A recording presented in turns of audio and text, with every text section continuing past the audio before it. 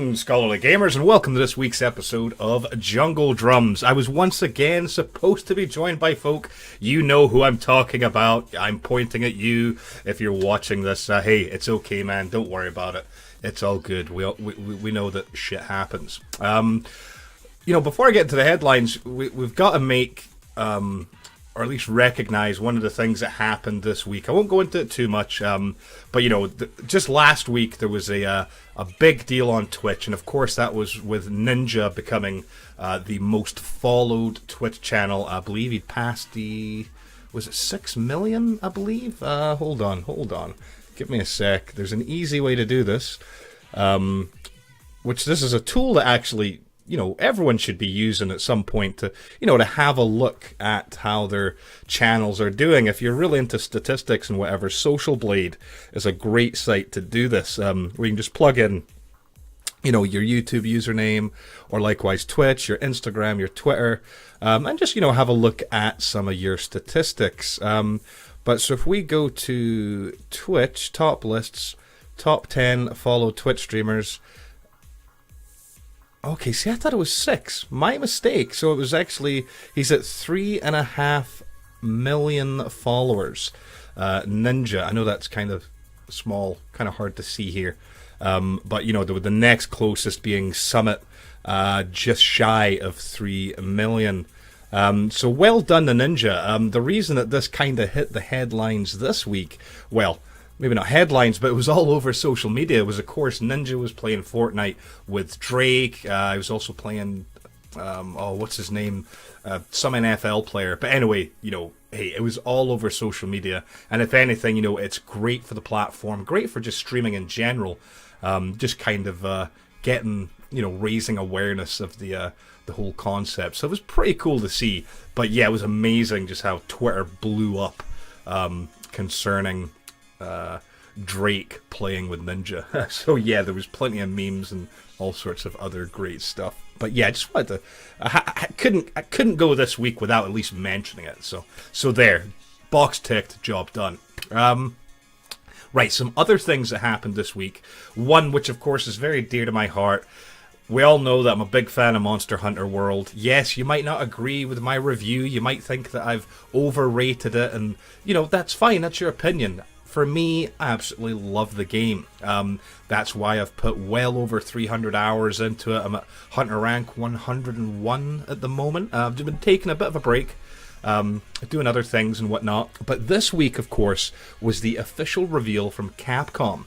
And this was about the upcoming... I don't know the proper way to pronounce this. Deviljo? Devilio? Either way, he's known as the Pickle. But so I sourced this from IGN, and of course this is talking about the big update that's going to be coming next week. On March 22nd, the Pickle, Devilio, Deviljo, again, I don't know how you pronounce his name. That's why I think everyone just calls him the Pickle, because he does kind of resemble a pickle. Anyway, he's a big, brute wyvern.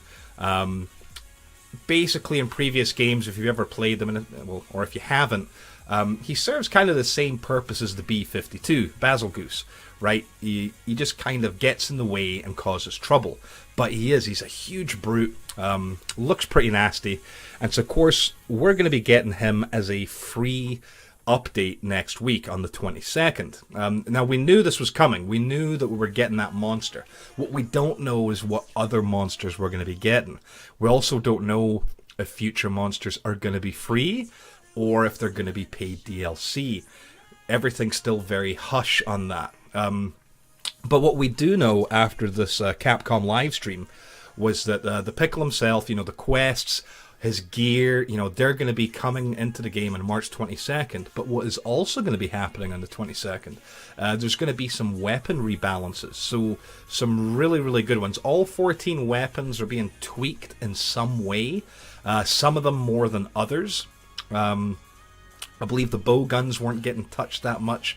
But certain things like, for example, for you longsword users out there, how many times have you been in the middle of a Spirit Helmbreaker, right? You've got your stage 3 attack buff up, and you go in for that Helmbreaker, right? You do that initial strike, then you leap up in the air, you're about to come for that downward helm breaker, and then something happens and you get knocked back.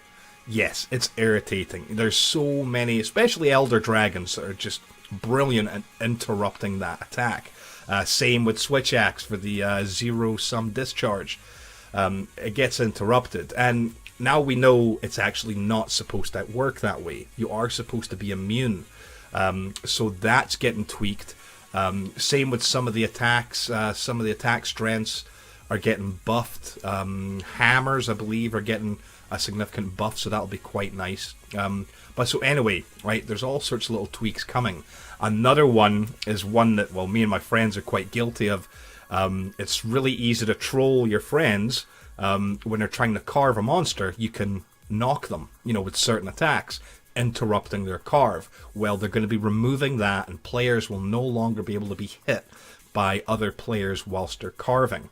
So these are great changes. It's going to be really interesting to see how this update, is going to affect, especially players like myself who are already in the end game, right? We've, at the minute, all we're doing really is killing tempered monsters, specifically tempered elder dragons, trying to get more of these hero stream stones, the gleaming stream stones. We're trying to augment our gear. So it'll be interesting to see, for those of us that are very, very familiar with all of the mechanics and how the weapons work, these changes are going to be quite interesting for us. One of the more controversial things that is coming actually before that update, from what I can gather, it should be in the game right now, if not right this minute.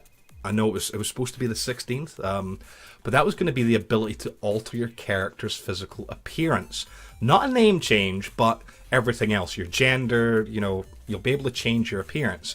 But you're going to be able to do that for free one time. After that, you're going to have to pay for it. It's a microtransaction, right? So, I know that's a little bit of a touchy subject in this day and age with the, microtransactions and whatnot. But hey, at least you're getting one shot free. So if you've decided that, actually, for example, a lot of the armor looks better on a male character than a female character, which is a damn shame. One of my buddies has realized that he has a female character, and he sees us in the same armor sets, and he's like, "Oh man, yeah, I need to just switch over." But so there you go, you'll be able to do that. In addition to that change and the free update that's coming next week, they also announced quite a few different events and other little things. The Spring Blossom Fest is going to be running from April 6th to April 20th. And so it gives the Gathering Hall an actual, huge makeover. Looks like it's going to be quite flowery. There's going to be nighttime fireworks shows. There's going to be special event quests. And you're also going to receive 2 lucky voucher items for every daily login. So that looks pretty cool. Another big deal is that there was a rocket-powered greatsword going to be introduced around the same time, April 6th. What makes this weapon interesting is that it's been created by the community. It's called the Wyvern Ignition. If you look on Twitter, Monster Hunter had actually put a tweet out, saying, "Prepare for the meatiest of chops with the community-created greatsword, Wyvern Ignition, coming to Monster Hunter World April 6th. And, looks pretty cool. In addition to that, we're also going to be getting a retro Mega Man outfit and weapon for your Palico, arriving on April 13th.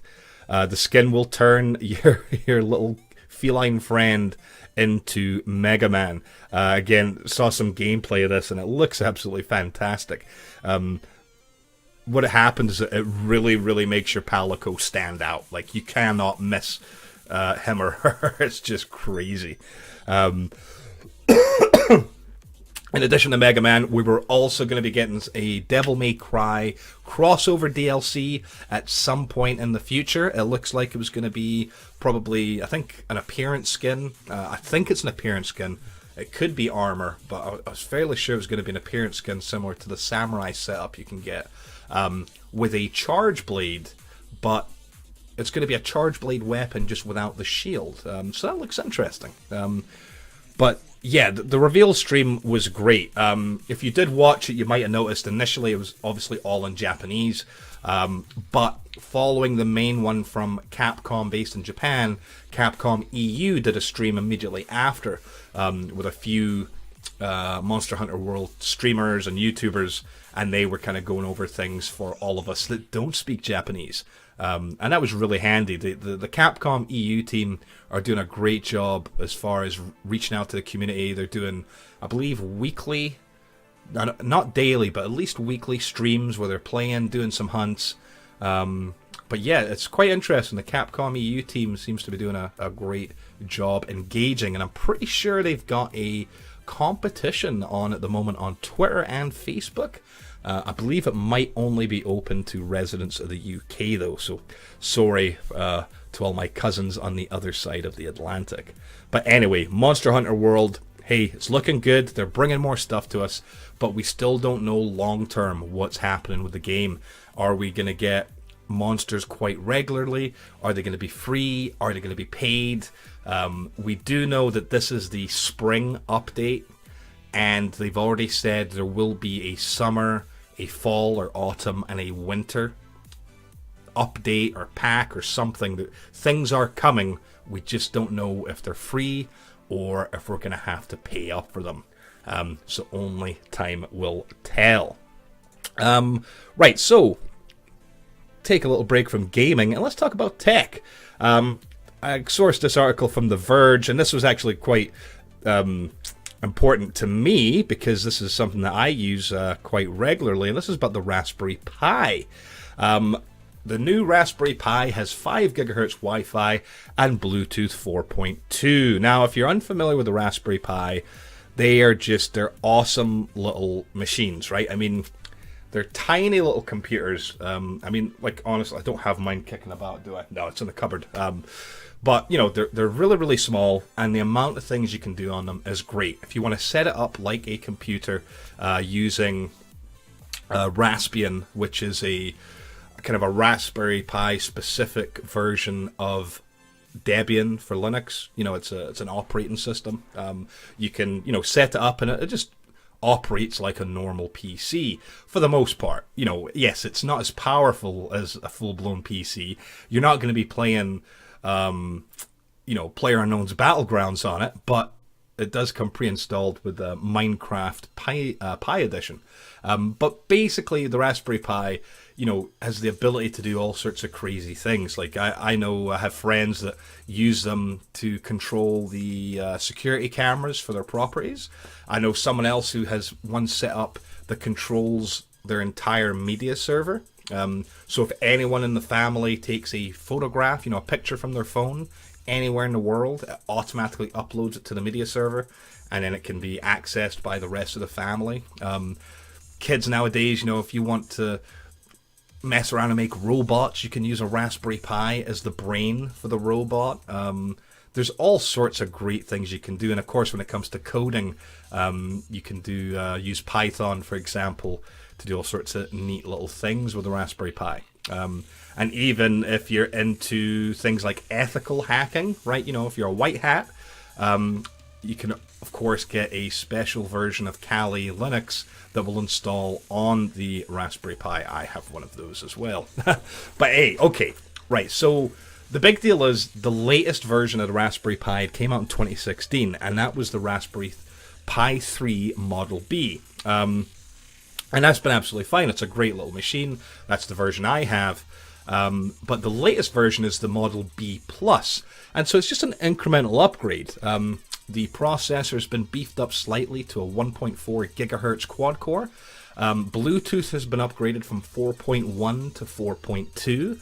But one of the biggest deals about it is it now supports dual band Wi-Fi. You know, so why is that a big deal? Because, hey, nowadays, most people at home, you know, if you're tech savvy, chances are you have a 5 gigahertz network or a dual band, you know, network. But the old Pi 3 only was able to do 2.4. So, you know, that is slower. You get more of a range with 2.4. But, it was one of the limitations of the Raspberry Pi 3 Model B. But so this latest version, sure enough, has dual band enabled, so you'll be able to get the fastest possible Wi-Fi connection. I also believe, it doesn't say here in this article, but I think this new version of the Pi 3 will actually officially support power over Ethernet. For those of you unfamiliar in the business world, like a lot of corporate level servers and whatnot, there's devices that support power over Ethernet, specifically usually for small devices. But it's quite handy. It just allows an additional way to power up larger devices, but in the case of the Pi, you wouldn't even need a power cable. It would actually just use the Ethernet cable to also power the device. Previous versions of the Pi have been able to do this, but it wasn't officially supported. But it looks like the Model B Plus will. Pricing is the same. It's not any more expensive than the previous model. And by looking at the form factor, it should fit in all of the current range of aftermarket cases, even the official ones. Which that's one of my favorite things about the Pi. You can do whatever you want with it, but depending how you want to set it up, you can buy cases that look like a mini NES, a Super NES, and there's even folk out there that have liquid cooled their Raspberry Pis, which is pretty darn cool. But anyway, look, if you're going to school for anything tech and computer related, the Raspberry Pi is a smart investment. Or likewise, if you just want to play around at home, or say, for example, you've got a teenager or something who needs a computer for school, but you can't afford to build them a computer or even, buy them a laptop. The Raspberry Pi is actually a relatively, inexpensive option. It is compared to the price of a full-blown computer. And they'd be able to at least, browse the internet to search, for homework and stuff.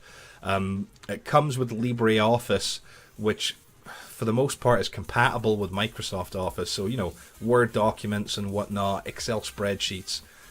It's just a thought, for those of you who have, kids that are coming to that age where they need a PC, but maybe you can't, justify or likewise afford building them a rig.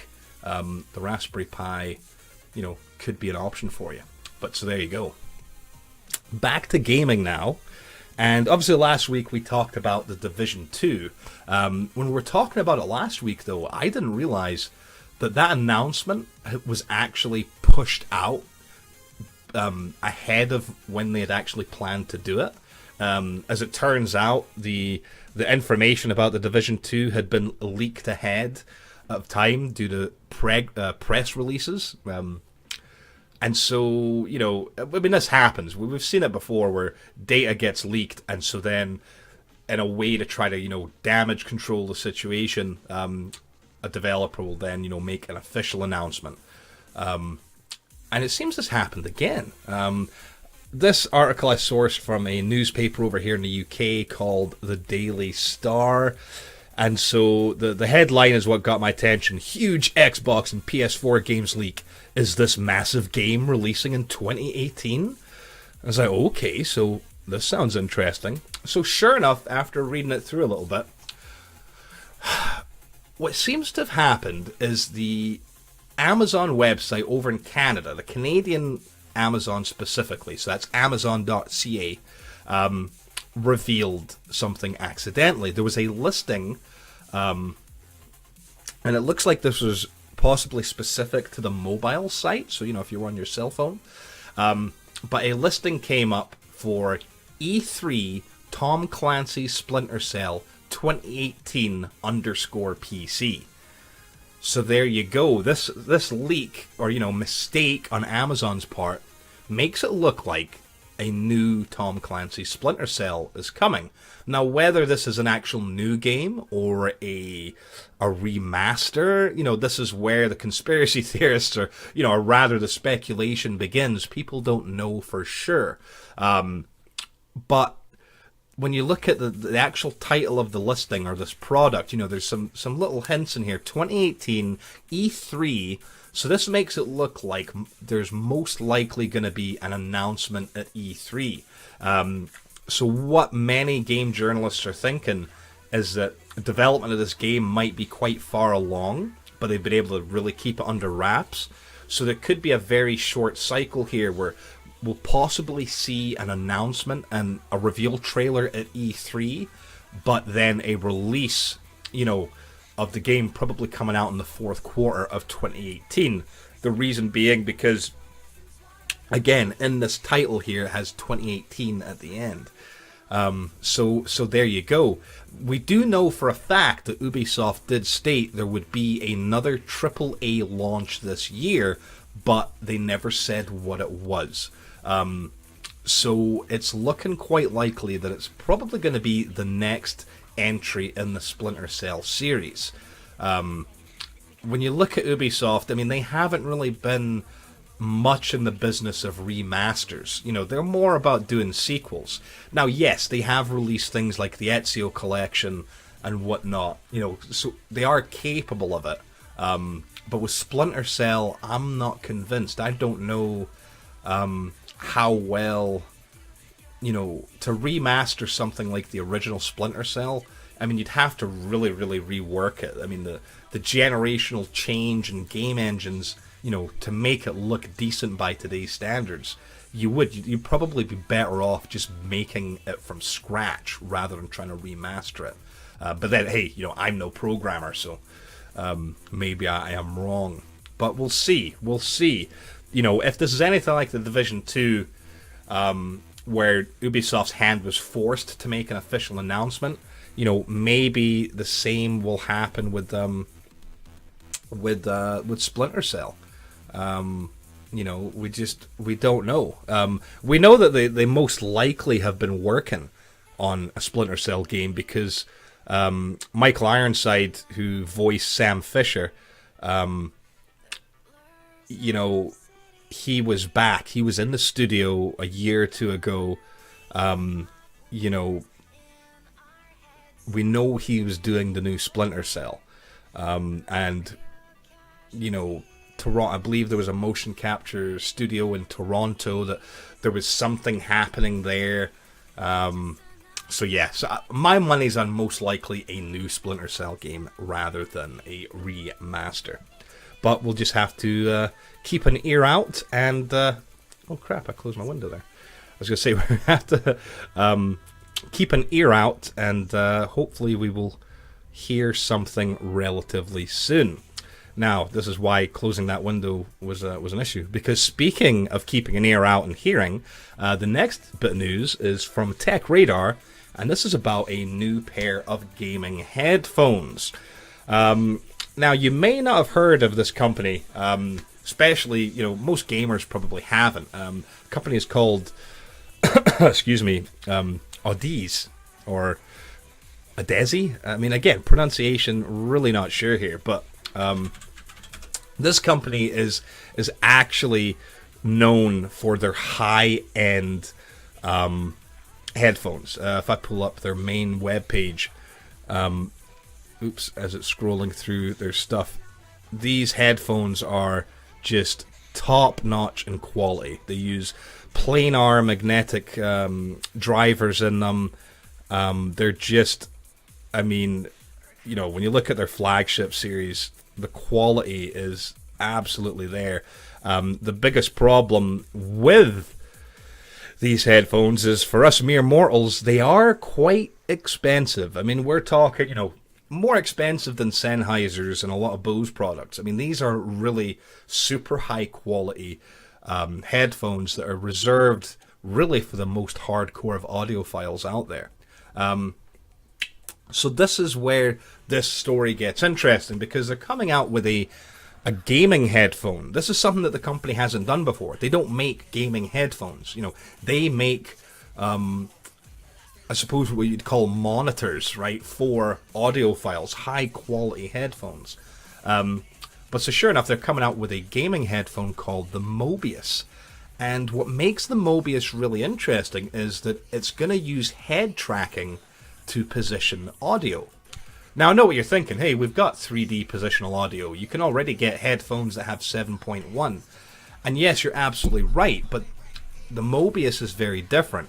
Whereas with, surround sound headphones, it'll use drivers to try to simulate where the audio, where a sound's coming from. The Mobius actually features this head tracking feature to position the audio appropriately. So imagine this: you're playing a first-person shooter, or maybe one of the kind of survival games, right? Like Fortnite Battle Royale or PlayerUnknown's Battlegrounds, right?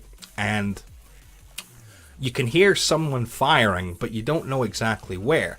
Now, in most games, right, what you'd have to do is you'd have to use your mouse and keyboard, and, you have to basically try turning around, because you'll be like, oh, I think the sound's coming, kind of that way.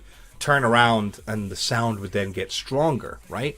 That is how, you'd be able to kind of hone in on a position.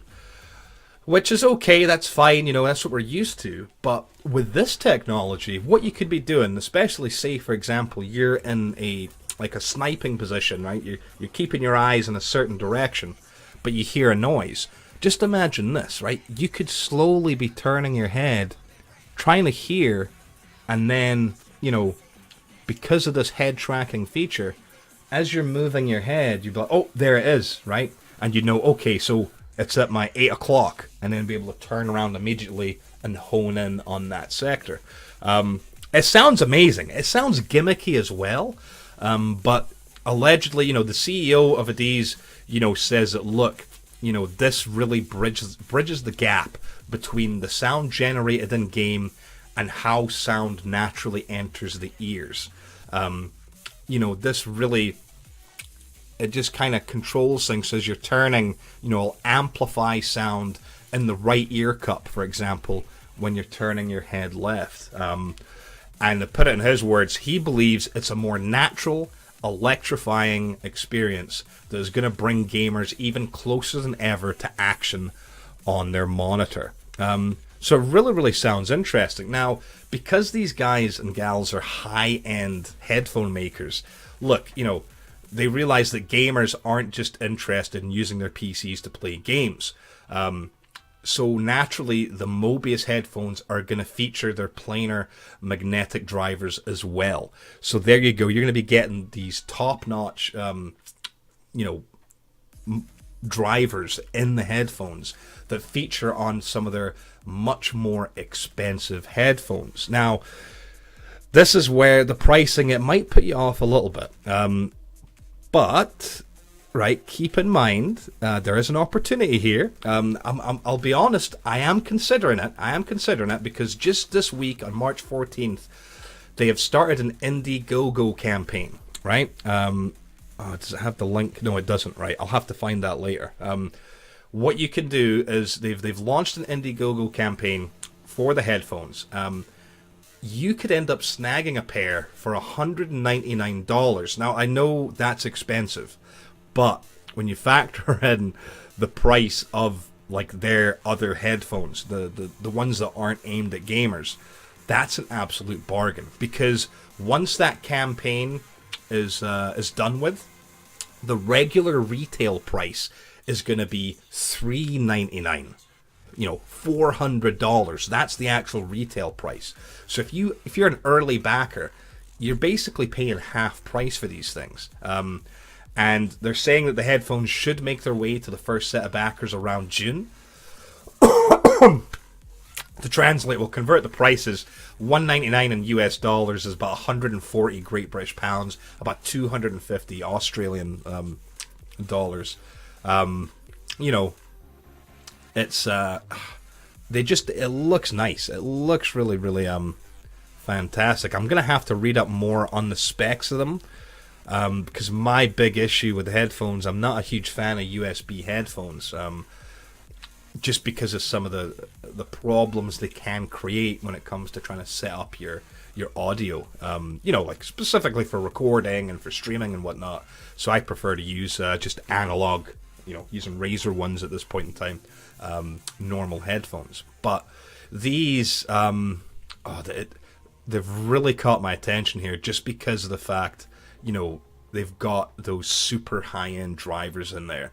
The thought of being able to buy, being able to pay 140 British pounds, which I know is a lot of money, but for a device that should give me the audio quality of headphones that are usually, like 4 times that much, is definitely an interesting proposition. So we'll have to see once these things release. Again, I don't know if I will buy a pair or not. We'll see. I'll think about it. But if I don't, we'll definitely be hunting the internet to try to find some reviews on them, because I am really, really interested to see what they're like. So I am. Right. One last bit of gaming news, and I've got to admit, this is a game that was not on my radar. And after reading the article, I kind of understand why it wasn't, because allegedly things have been quite... Sorry. My chair. Once again, music. Music was off in my ears. Was a game that the devs have been relatively silent about for quite some time. So I got this from GameSpot, and this is about the upcoming game Ready or Not, which is a Rainbow Six style FPS.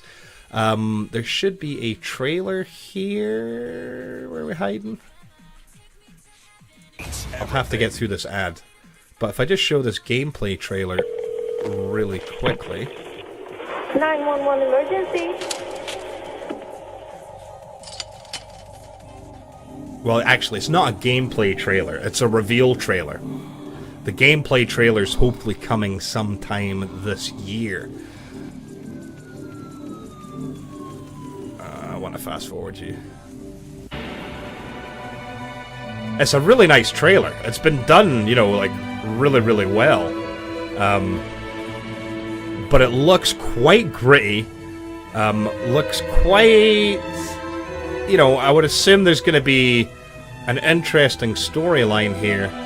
But overall, like I said, hey, go on YouTube, search for Ready or Not, and you'll find the reveal trailer. It's a good, it's a couple of minutes, and it really looks interesting. Now, I was a big fan of the Rainbow Six games, the older ones, and also the SWAT series. Played SWAT 1, SWAT 2. I don't think... Did I get... I had SWAT 3. I don't think I got SWAT 4, but anyway, the SWAT games were great because, they had pretty decent AI. It was all about, breaching and clearing, going into rooms, your squad mates, the AI was decent. You could order them to do things if you wanted them to breach or if you wanted them to, cover an area.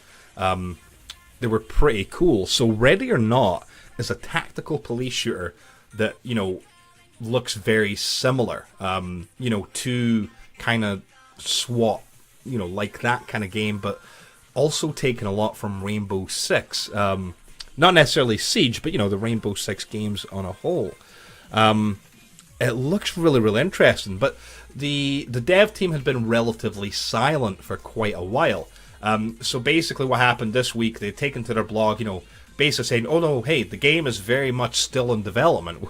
Hey, we're progressing quite well with it, in fact. And they actually shared some of their details, saying that, look, they have been, for the last year, they've been writing the AI for both the perps, the suspects, and the actual SWAT members. And they're claiming that the AI is going to challenge the player and act realistically. To quote what Void Interactive, who are the developers of the game, said on the blog, our suspect AI can be surprisingly spontaneous and very lethal. For example, failure to restrain a suspect may result in them getting up when the SWAT are no longer around and finding something to defend themselves with. Players will have to be strategic and mindful of their surroundings and use the tools provided to ensure rooms are safe before and during entry.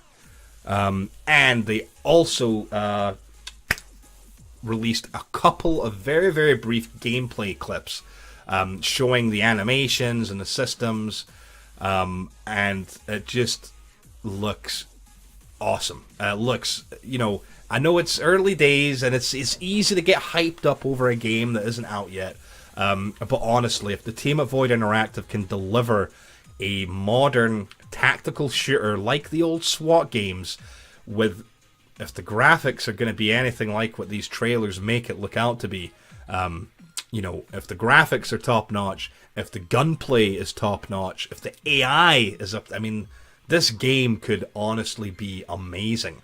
As far as what systems it's going to be coming out on, look, you know, they haven't announced yet what the full list of platforms is. We know it's definitely going to be coming to PC, but as far as consoles, no news on that yet. Hopefully, they will show off a bit more. They do have an upcoming gameplay trailer, and you know, hopefully we'll get some more information. But if you're into the whole tactical shooter scene, you know, especially if you're a lover of the Rainbow Six games and the old SWAT games, keep Ready or Not on your radar, because it does look at this point in time absolutely fantastic, and hopefully it will deliver in that regard. So yeah, that is it for this week's Jungle Drums. No doubt my friends will get on relatively soon, and that's good, because I can give them a shout and that of saying, hey, you were late, what happened? But anyway, look, hopefully we'll have some good news for you next week. There should be some tech stuff, I think, coming up in the next week or so. I'll have to double check, but I think there's a few developments that should be happening relatively soon. In the meantime, look, you know, make sure to check out the rest of the website. There's always great content there. A couple of articles have been out this week. Of course, the latest episode of Armchair Gaming dropped just yesterday, so make sure to give that a look. You know, and whilst you're there and watching it, why not subscribe to the Scully Gamers YouTube channel? You know, hey, you might as well, right? Anything else? No, just the usual. Make sure to check out our streamers. No doubt there'll be someone from Scully Gamers streaming this weekend. And what am I going to be doing? Oh yeah, I've got schoolwork to do this weekend, so not much gaming for me. But anyway, hey, have a great weekend. I will catch you again next week. In the meantime, stay safe, take care, and have fun.